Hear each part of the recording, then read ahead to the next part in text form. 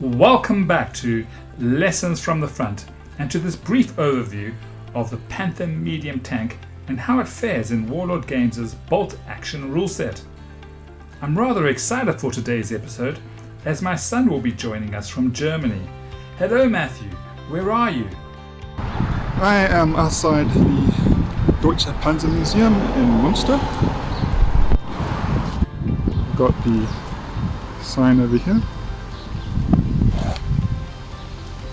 And the entrance is over there. Ah, nice.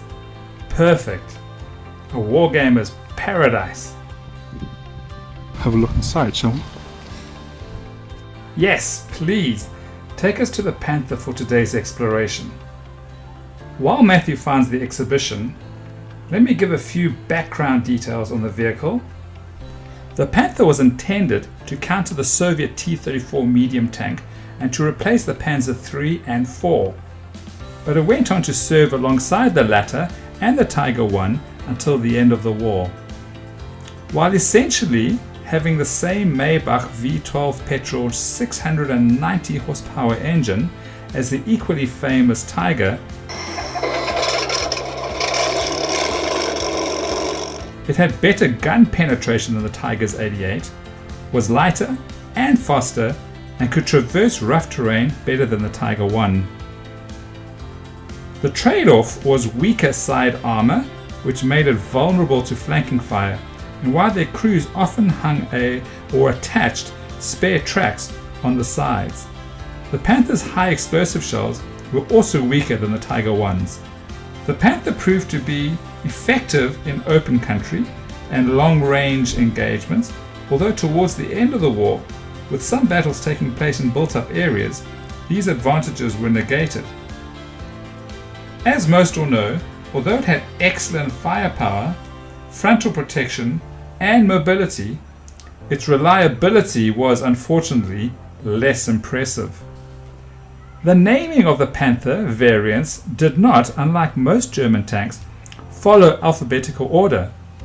The initial variant was the Panther D, and that was followed by A, our baby, and then the G variants. Perhaps Matthew could explain how to tell these variants apart. Matthew? This particular variant is the Panther A. Tell them it's an A variant because of this machine gun port. There's the ball mount. The Panther D, it's known as the letterbox machine gun, and you can tell it's not a G.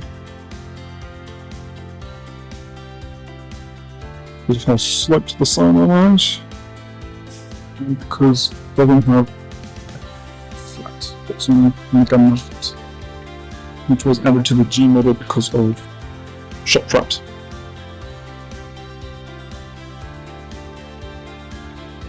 The particular tank nicely demonstrates method the Germans are using in late in the war,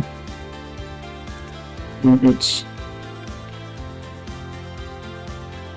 slotted together like a jigsaw puzzle, which increases the rigidity of the armor at the expense of extra production time. Allies found that it did not make a significant difference, but the Germans believed it was very noticeable, which is why they sacrificed additional production time on an already difficult to produce vehicle. The Panther was about 3 or 4 times more manhours to build than a Sherman, which, as I said, was already almost 10 times the amount of time to build a Panther 3. So, build lots of Panther 3s for a single Panther. And time-wise, anyway. The other characteristic part of that is the overlapping suspension, like the Tiger tank. This shows have a double torsion bar suspension. What that means is for every wheel is overlapped with another wheel, so that they can get the benefits of both having a large road wheel, which is good for overcoming obstacles, and lots of wide wheels, which is good for having speed over of terrain. So the Panther's very much complexity over everything else, which ultimately was its failure point. Thank you, Matthew. It was great to get up close to the Panther Alst A at the Deutsche Panzer Museum in Munster. I bet you loved that experience. So the question is the Panther worth including in one's army lists? Should we have it on the War Games table? Well, I have mixed feelings about using the Panther, as much as I love the vehicle, and I'll try and explain why. The short answer for a no, in my opinion, would be the obvious factor of the cost. It's a lot of points to use a Panther because it's such a super weapon. As I often play 500-point games, I can't even begin to look at the Panther. I can't be using more than half my points on a single inexperienced Panther at 284 points. And a veteran, I not even have room for a pintle-mounted MG at plus 15 points. However, even in a standard 1000-point game, I'd be shying away from the Panther. Yes, the Panther will outperform the T-34-85, a regular in many Soviet lists, but again, the cost for me is simply too high. With a veteran T-34-85 2 points cheaper than an inexperienced Panther, and I feel somewhat of an overkill. With the Panzer IV or the Stug able to deal with the T-34 and at a greatly reduced cost. A regular Panzer IV, for example, is 245 points. With Schützen, that's almost 40 points less than an inexperienced Panther. So even though the Panther has the super heavy anti-tank gun and a special rule of 10 plus for any shots at its front armor, along with a super cool rule of Tiger Fear, I just feel that the Panther is overkill. Cheaper vehicles capable of performing similar tasks and allowing for one to build a larger army with more order dice. So then, why would I use the Panther? Well, first of all, I'd recommend Panthers to beginners who need to be economical about building armies. Just as the Panther is expensive to include in a list, it does save the wallet somewhat, as it will automatically build a smaller army.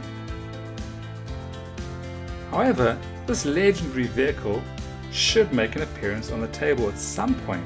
Let's just say it's a beautiful model and an iconic weapon from the past.